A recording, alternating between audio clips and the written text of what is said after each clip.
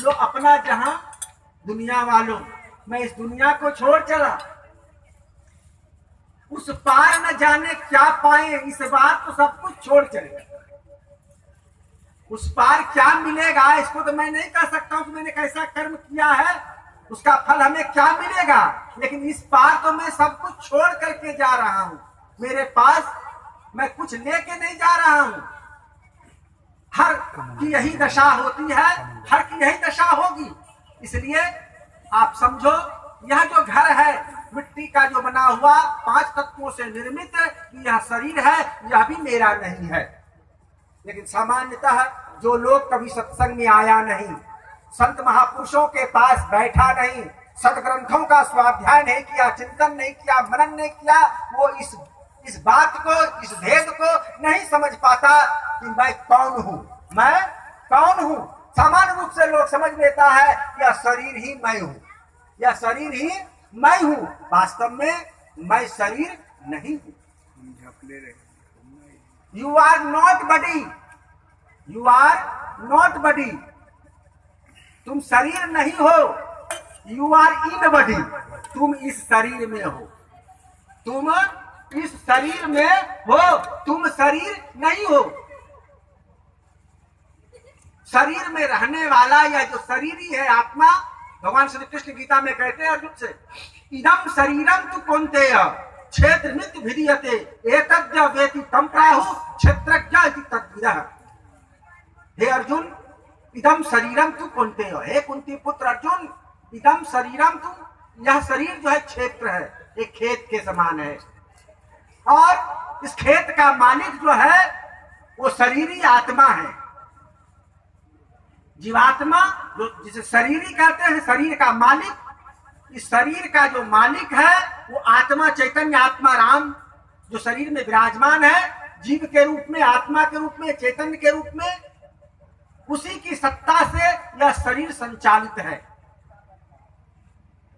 शरीर का जो अंग प्रत्यंग है, आंख में ज्योति है, कान में श्रवण शक्ति है, मुख में बोलने की शक्ति है, ध्यान से सूंघने की शक्ति है, हाथों से कर्म करने की शक्ति, पैरों से चलने की शक्ति, अर्थात सकल इंद्रिय जो कार्यरत है, पूरा शरीर जो संचालित है, संचालित हो रहा है, यह किसकी सत्ता से? वह है आत्मा की सत्ता, वह है इस जीव की सत्ता। जिस दिन यह जीव इस शरीर से निकल जाए, यह शरीर एक कदम भी आगे पीछे नहीं हो सकता। जीवात्मा की प्रस्तुति से ही, जीवात्मा की उपस्थिति से ही यह शरीर वास्तव में संचालित हो रहा है। इस भेद को जानो। तुम शरीर नहीं हो, तुम शरीर से अलग आत्मा हो, शुद्ध बुद्ध चैतन्य स्वरूप, अहम निर्विकल्पम निराकार रूपम विभु व्याप सर्वत्र सर्वेन्द्रियाणाम, अजर हम अमर हम अखंडम अनूपम। मैं शुद्ध बुद्ध चैतन्य स्वरूप अजर अमर अखंड हूं। इस बोध को, इस आत्मबोध को प्राप्त करने के लिए संतों के पास, सदगुरु के पास जाने की आवश्यकता है कि मैं कौन हूं, हु एम आई, मैं कौन हूं, मैं कहां से आया हूं, मैं कहां जाऊंगा, मेरी क्या स्थिति बनेगी। इन सारे आध्यात्मिक प्रश्नों के शांति के लिए, इन आध्यात्मिक प्रश्नों को जानने के लिए, सारे संशयों का उच्छेद करने के लिए सद्गुरु शरणम गच्छ। श्रुति कहती है तत्व विज्ञानार्थम सद्गुरु मेवाभिगच्छेत्। यदि तुम तत्व विज्ञान को जानना चाहते हो, तत्व विज्ञान का मतलब है आत्मविज्ञान, यदि आत्मबोध चाहते हो, आत्मानुसंधान चाहते हो, तो सद्गुरु मेवाभिगच्छेत् समित पाणी श्रोत्रियम ब्रह्मनिष्ठम। सद्गुरु के पास जाओ, ब्रह्मनिष्ठ के पास जाओ, समित पाणी, खाली हाथ मत जाओ, समिधा को लेकर जाओ। समिधा क्या है? ये श्रद्धा से समन्वित। सद्गुरु के पास श्रद्धा से समन्वित होकर के जाओ।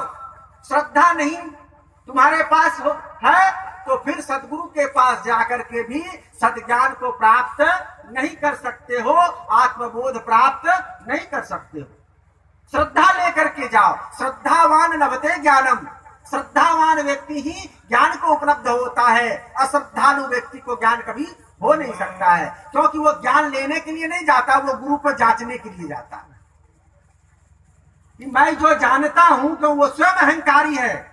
ज्ञान का अहंकार उसको, जो पोथी पत्रा पढ़ लिया है, इधर उधर से कुछ बातें सुन लिया है, उसी ज्ञान का उसको अहंकार हो गया और गुरु के पास जाता है, सदगुरु के पास जाता है, तो वो सोचता है मैं जितना जानता हूं उतना ये जानते हैं कि नहीं। श्रद्धा नहीं है, क्योंकि पात्र को जब तक खाली करके नहीं जाओगे तो दूसरा चीज उसमें नहीं ले सकते। मान लो कि तुमको दूध लेना है खीर बनाने के लिए, और तुम्हारे पात्र में, तुम्हारे कमंडलू में जल भरा हुआ है, गंगा जी का जल है, गंगा स्नान करके आ रहे हो, गंगा जल भरा हुआ है, लेकिन ठाकुर जी को भोग लगाने के लिए दूध की आवश्यकता है। तो दूध की आवश्यकता है, खीर बनाना है, तो भाई उस गंगा जल को तो फेंकना पड़ेगा, खाली करना पड़ेगा, दूसरे बर्तन में रखना पड़ेगा।